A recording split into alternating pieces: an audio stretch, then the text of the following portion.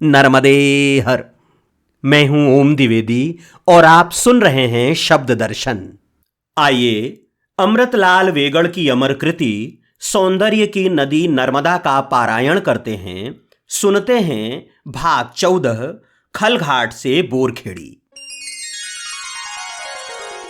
यहां से गए पूरे 6 महीने भी नहीं हुए कि फिर आ गए। साटक संगम के मंदिर की देखभाल करने वाली महाराष्ट्रियन महिला ने हमारा स्वागत करते हुए कहा, मैं सोच ही रही थी कि अभी तक आप आए नहीं, लेकिन आपका तीसरा साथी कहां है? कौन? अनिल? उसकी परीक्षाएं चल रही हैं, इसलिए नहीं आ सका। लेकिन आप इतना ढेर सारा सामान लेकर क्यों आए? शूलपाण झाड़ी में भील सब कुछ लूट लेंगे, कपड़े तक उतार लेंगे। निहायत जरूरी सामान ही तो लिया था। 7-8 दिन का राशन, 10-12 दिन का नाश्ता, कुछ बर्तन, दरी, 2 चादरें, 2 जोड़ी कपड़े, तौलिया, टॉर्च और कुछ छोटी मोटी चीजें। बस यही थी हमारी गृहस्थी। और झाड़ी यहां से कोई 100 किलोमीटर बाद शुरू होगी, तब तक तो कुछ आराम से रह लें, फिर देखा जाएगा। 19 मई 1985 सुबह की पहली उजास के साथ साटक संगम से चले। पास ही खलघाट का पुराना पुल है, थोड़ा आगे नया पुल है। बंबई आगरा राजमार्ग इस पर से जाता है, इसलिए दिन रात वाहनों का तांता लगा रहता है। तेज लू चल रही है। एक तो गर्मी के दिन, फिर पश्चिमी निमाड़ की गर्मी। थोड़ी ही देर में पसीने से नहा उठे। रात्रि विश्राम 11 लिंगी के मंदिर में रहा। एकांत स्थान। मंदिर में एक स्वामी जी ठहरे थे। जब मैंने उनसे कहा कि आगे हम झाड़ी में से जाएंगे, तो उन्होंने कहा, आप उसमें भटक जाएंगे, महीनों लग जाएंगे। झाड़ी कुल 80 मील की है, महीनों कैसे लग जाएंगे? आपका सारा गणित धरा रह जाएगा। 9 दिन चले 2.5 कोस वाली बात होगी। भूख और प्यास के कारण प्राण कंठ को आ जाएंगे। भील आपका सब कुछ ले लेंगे, चश्मा तक उतार लेंगे। आप इतना सामान लेकर चले हैं कि मेरे मुंह में भी पानी आ रहा है। ऐसा न हो कि झाड़ी के पहले ही कोई आपको लूट ले। उस समय तक नर्मदा तट की कोई 1400 किलोमीटर की पदयात्रा कर चुका था। अगर ये कहीं शुरू में ही मिल गए होते तो मैं शायद घर से बाहर निकलने की हिम्मत ही न करता। अपने चेले चामुंडों के साथ वे पास के गांव चले गए, तो उस एकांत स्थान में हम 2 ही रह गए, मैं और श्यामलाल। दुर्लभ साथी है ये श्यामलाल। चाहे जितना बोझ उठाना पड़े, चाहे जितना चलना पड़े, उसे कोई फर्क नहीं पड़ता। मेरे पीछे अपनी जान तक जोखिम में डालने के लिए तैयार रहता है। खुले में सोए। अमावस्या की रात थी। आकाश में अनगिनत तारे जगमगा रहे थे। तारे तो रोज रहते हैं, लेकिन आकाश आज कैसा बौराया है। मेरा मन आकाश में खरीदारी करने के लिए चल पड़ा। मैं अनंत आकाश में मोलभाव कर रहा था, तभी कुछ चींटियों ने मुझे काटा और मैं आसमान से धरती पर आ गिरा। बहुत चींटियां थीं। कई बार जगह बदली, फिर भी ठीक से सो नहीं सके। सुबह चल दिए। दोपहर को मारुकी चिचली पहुंचे। धर्मशाला में रुके। इसमें एक युवा साधु रहता था। उसने कहा, झाड़ी में से ही जाइए, 7-8 दिन में पार हो जाएंगे। मार्ग कठिन जरूर है, लेकिन भूलने भटकने का कोई सवाल नहीं। बस मैया के किनारे किनारे चलिए। झाड़ी में एक पेड़ नहीं, इसलिए ज्यादा धूप मत होने दीजिए। हां, आपका सारा सामान लुट जाएगा। आपके पास लंगोट है या नहीं? नहीं, तब पहनेंगे क्या? भील आपको नंगा कर देंगे। साधु को बड़ी चिंता हुई। किसी के यहां से उसने टाट के टुकड़े मंगवा कर दिए। इन्हें रख लीजिए, बड़े काम आएंगे। केवल लंगोट पहनकर चलचलाती धूप में चल सकेंगे? खाएंगे क्या? सोएंगे कैसे? मेरी स्केचिंग का क्या होगा? मन में एक आशा है, ऐसी कठिन परीक्षा शायद हमें नहीं देनी पड़ेगी। झाड़ी में शायद हमारी सुरक्षा व्यवस्था हो जाएगी। फिर भी टाट की लंगोटियां जतन से रख लीं। ईश्वर करे इन्हें पहनने की नौबत ना आए। सुबह कपिला संगम के पास नर्मदा का राजराजेश्वर रूप देखा। नदी यहां कितनी चौड़ी हो गई है, लेकिन जानता हूं इसे सक्रिय होने में भी देर नहीं लगेगी। दोपहर में दतवाड़ा पहुंचे। मंदिर के घाट की सीढ़ियां मूर्ति की तरह चट्टानों को तराश कर बनाई गई हैं।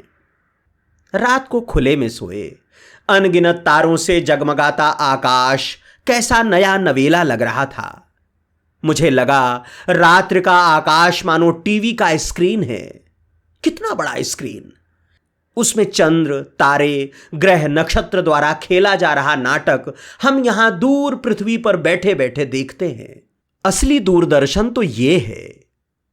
पर हमारी पृथ्वी आकाश से अलग नहीं, आकाश में ही है, जल में कुंभ जैसी। तब मेरी उपमा ठीक नहीं हुई। स्क्रीन से दर्शक अलग होता है, पर यहां तो दर्शक भी उसी स्क्रीन में है। पहले में द्वैत है, इसमें अद्वैत। लेकिन मेरी द्वैत अद्वैत की मीमांसा आगे बढ़ी इसके पहले कुछ चींटियों ने काट कर मुझे याद दिलाया कि मैं वहां नहीं, यहां हूं। बहुत चींटियां हैं, रोज रात को बार बार जगह बदलनी पड़ती है। अगला पड़ाव पिपलोद, इसके बाद का पड़ाव राजघाट। राजघाट से झाड़ी शुरू। जिस झाड़ी का मुझे आकुल इंतजार था वो आखिर आ गई। लेकिन यहां तो कोई झाड़ी नहीं, बल्कि यहां नर्मदा पर सड़क का पुल है। 5 किलोमीटर दूर बड़वानी शहर है। शासकीय कार्यालय, थाना आदि बड़वानी में हैं। श्यामलाल को राजघाट की धर्मशाला में बिठाकर मैं बड़वानी गया। पुलिस के उच्च अधिकारी से मिला। अपना संक्षिप्त परिचय देकर कहा कि झाड़ी में मेरी सुरक्षा व्यवस्था करने की कृपा करें। उन्होंने तुरंत थानेदार को फोन किया। थानेदार की आवाज बुलंद थी, मुझे भी सुनाई दे रही थी। वे कह रहे थे, भील तो लूटेंगे, ये उनकी सैकड़ों वर्ष पुरानी परंपरा है। हम किस किस की व्यवस्था करते फिरेंगे। लेकिन इनके पास इंदौर संभाग के आयुक्त का पत्र है, ये व्यवस्था हमें करनी ही होगी। फिर मुझसे कहा, आप एक काम कीजिए, थानेदार साहब से खुद मिल लीजिए। थानेदार उसी भवन में नीचे बैठते थे। युवा सुपुरुष थानेदार बात बात पर ठहाका लगाते थे। मेरी बात ध्यान से सुनकर बोले, तो आप लेखक हैं, मेरे पिता भी लेखक थे, मैं आपकी पूरी मदद करूंगा, आप बिल्कुल निश्चिंत रहें। पुलिस विभाग के प्रति मेरी श्रद्धा एकाएक बढ़ गई। राजघाट से बोरखेड़ी तक का इलाका इनके मातहत था। बोरखेड़ी से झलकन संगम तक का इलाका पाटी थाने के अंतर्गत था। वहां उन्होंने वायरलेस से खबर भिजवा दी। पक्का इंतजाम करके बोले, कल सुबह आपके पास पुलिस के 2 जवान बंदूक लेकर आ जाएंगे। परसों दोपहर तक आप बोरखेड़ी पहुंच जाएंगे। वहां से पाटी थाने के 2 जवान आपको झलकन संगम तक ले जाएंगे। वहां मध्य प्रदेश समाप्त होता है और महाराष्ट्र शुरू होता है। वहां से कोई खतरा नहीं, आप अकेले जा सकते हैं। मैं चलने को हुआ तो कहने लगे, परसों मैं खुद बोरखेड़ी आकर देखूंगा कि आपकी व्यवस्था ठीक से हो रही है या नहीं। चिलचिलाती धूप में मैं राजघाट लौटा तो दोपहर के 3 बज रहे थे। आसमान ने एक बड़े अलाव का रूप ले लिया था। फिर भी मैं बहुत खुश था। हमारी धर्मशाला में 3 बाबा पहले से ही ठहरे हुए थे। 2 नौजवान थे और खूब तगड़े भी थे। बड़े मुंहफट थे, जो मुंह में आया बोलते थे। तीसरा उम्र में कुछ बड़ा था और दुबला पतला था। मुझे डर लगा कि आगे झाड़ी में कहीं ये बाबा ही हमें लूट न लें। लेकिन जब तक मैं बड़वानी से लौटा वे तीनों जा चुके थे। मैंने राहत की सांस ली। दूसरे दिन बंदूक लिए पुलिस के 2 जवान आ गए तो हम चल पड़े। सशस्त्र पुलिस के साये में नर्मदा परिक्रमा कहां तक उचित है, लेकिन इसमें अनुचित भी क्या है। विश्वामित्र यज्ञ तभी कर पाए थे जब राम लक्ष्मण ने तीर धनुष से उनकी रक्षा की थी। रक्षा का उपकरण भर बदल गया है, तीर धनुष का स्थान बंदूक ने ले लिया है। थोड़ा आगे बढ़े ही थे कि तीनों बाबा मिल गए। उनमें से एक बड़ा तेज तर्रार था। उसने पुलिस वालों से कहा, बंदूक लेकर चले हो? भीलों के आगे अर्जुन का गांडीव भी कुछ काम नहीं आया था। तुम्हारी बंदूक धरी की धरी रह जाएगी। इतना कहकर ठठा कर हंसा। पुलिस वाले भले थे, कुछ बोले नहीं। देखते देखते भीलखेड़ा आ गए। नर्मदा तट के इस छोटे से गांव का विशेष महत्व है। यहां एक सज्जन रहते हैं। परकम्मा वासी उनके पास अपना सामान जमा करा देते हैं। जब उस तट से लौटते हैं तब वो उनका सामान वहां पहुंचा देते हैं। इस तरह से वे झाड़ी में लुटने से बच जाते हैं। हम उनसे मिले।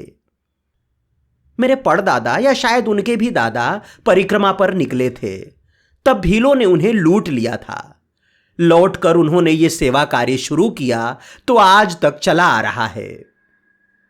दोपहर को जांगरवा कुटी पहुंचे। वहां के सन्यासी ने हमारा बड़े प्रेम से स्वागत किया। भोजन बनाने की तैयारी कर ही रहे थे कि वे तीनों बाबा भी आ पहुंचे। फिर तो पांचों का भोजन साथ बना। हवा इतनी तेज थी कि कुटी के अंदर भी धूल ही धूल थी। शाम को बातें होने लगीं। उन तीन बाबाओं में से एक पहलवान से बाबा के पास बढ़िया नई चादर थी। किसी ने कहा भील इसे लूट लेंगे। अक्खड़ और फक्कड़ बाबा ने दूर बैठे एक ग्रामीण से तेज आवाज में कहा, इधर आ। ग्रामीण सहमा सहमा आया। ये ले जा। हमसे कहा, कोई मुझसे छीन ले, इसके पहले मैं ही क्यों न दे दूं। सुबह चल दिए। तीनों बाबा वहीं रह गए। तेज लू थी। लू आती तो रेत की आंधी चलती। अब नदी के दोनों ओर पहाड़ झांकने लगे हैं। बीजासेन के पास है हिरनफाल। हिरनफाल में दोनों ओर की पहाड़ियां आमने सामने आ गई हैं। बीच की चट्टानों में से सकरी नर्मदा बह रही है। हिरनफाल है शूलपाण झाड़ी का प्रवेश द्वार। यहां नर्मदा मानो अपने द्वार बंद कर लेती है और दुनिया बाहर रह जाती है। बोरखेड़ी यहां से ज्यादा दूर नहीं, लेकिन नर्मदा के किनारे किनारे जाना संभव नहीं। पास ही टेढ़ी मेढ़ी चढ़ती उतरती कच्ची सड़क है। उससे हम बोरखेड़ी आ गए। गांव के मुखिया के घर ठहरे। तीसरे पहर मोटरसाइकिल की आवाज सुनाई दी। हेड कांस्टेबल को पीछे बैठाकर दहकती धूप में धूल का गुबार उड़ाते थानेदार आ गए। यहां से उनके सिपाही लौट जाएंगे, लेकिन पाटी थाने के आ जाएंगे। हम लोगों का कुशल क्षेम पूछकर हंसते हंसाते चले गए। बोरखेड़ी बड़ा गांव है। 2-3 दुकानें हैं। दुकान वाला ये आखिरी गांव है। यहां से झाड़ी शुरू। श्यामलाल, जो लेना हो ले लो, आगे कुछ नहीं मिलेगा। शाम को पार्टी के सिपाही आ गए। वानखेड़े और सिसोदिया। वानखेड़े इस इलाके का अच्छा जानकार है। गांव खेड़े में एक का मेहमान सबका मेहमान। कुछ ग्रामीण हमें यहां की सबसे ऊंची पहाड़ी पर ले गए। नाम है बाबा बूढ़ा। इस पर से मैंने सांझ के सूरज को पश्चिम क्षितिज में विलीन होते देखा। सूरज के डूब जाने पर भी मैं क्षितिज को देखता रहा, मानो यहीं खड़े खड़े शूलपाण की झाड़ी को देख लूंगा। सुबह चले तो हम 6 थे।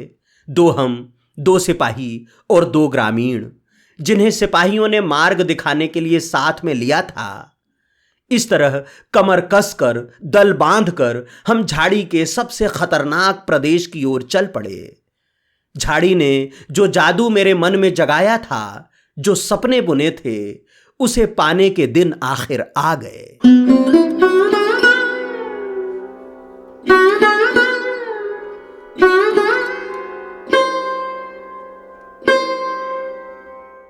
शब्द दर्शन में आज की नर्मदा परिक्रमा यहीं तक। अगले अंक में और आगे बढ़ेंगे। तब तक के लिए एक छोटा सा निवेदन। अगर आपने अभी तक शब्द दर्शन चैनल को सब्सक्राइब नहीं किया है तो कृपया कर लें। अगर आप चाहते हैं कि मां नर्मदा का ये प्रसाद जन जन तक पहुंचे तो परिचितों और मित्रों के साथ साझा करें। हमारे प्रयास को अपना प्रोत्साहन दें। नर्मदे हर।